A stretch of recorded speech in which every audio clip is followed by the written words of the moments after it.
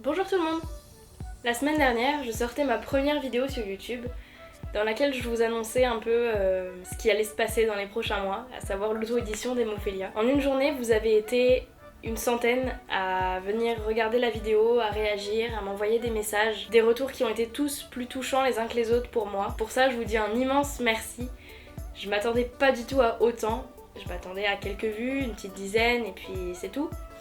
Pour une première, 100 vues, 130 vues d'ailleurs, il me semble, c'est vraiment énorme, donc merci infiniment. Donc petit point, parce que j'ai pas eu le temps d'en parler dans la vidéo de la semaine dernière. Sur cette chaîne, je vais un petit peu vous présenter les coulisses de l'auto-édition, enfin la mienne en tout cas, et puis l'écriture en général, donc mes habitudes d'écriture en tant qu'étudiante, les méthodes qui me sont chères, mes outils d'écriture, pourquoi pas, et puis plein d'autres choses.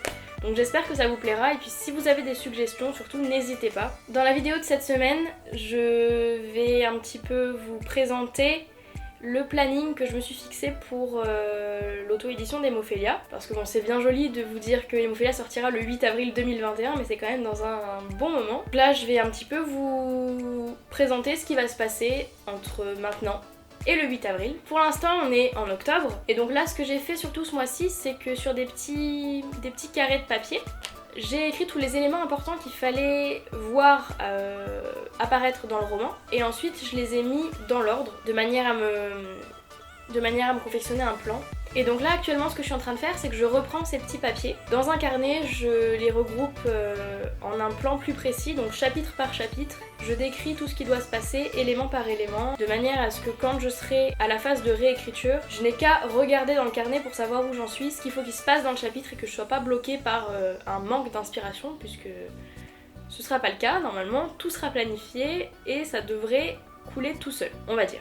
Donc à partir de la semaine prochaine, on sera en novembre, et donc en novembre je vais profiter du nano pour essayer de réécrire totalement Hémophilia. Si je veux le réécrire totalement, ce roman, il faudrait que j'écrive 4 chapitres par semaine, donc ça va être un assez gros challenge, mais on y croit. Donc après on entre dans une autre phase, du 1er décembre au 30 avril. Cette phase elle va être découpée en deux. En décembre, si j'ai terminé de réécrire Hémophilia, j'ai l'intention de l'envoyer une première fois en bêta lecture. Pendant ce temps, moi je vais laisser reposer le texte, je vais plus y toucher, et je vais commencer un petit peu à faire tout ce qui est administratif, créer ma micro-entreprise, demander mes numéros ISBN pour le code barre du roman. Une fois la bêta lecture terminée, je vais tout simplement reprendre le roman, le réécrire une seconde fois. Ensuite on arrive déjà au 1er mai, et du 1er mai au 30 juin, ça va être ma période de vacances. Là, on passe aux choses sérieuses. Du 1er juillet au 31 mars 2021, ça va être la phase d'édition. Donc ces 9 mois vont me servir à faire toutes les démarches d'édition pour le roman. Je vais corriger le texte, je vais le mettre en page, je vais réaliser la couverture, faire les démarches vers les imprimeurs, envoyer mon texte aux différents comités, et puis préparer tout ce qui est pré-vente, précommande, etc.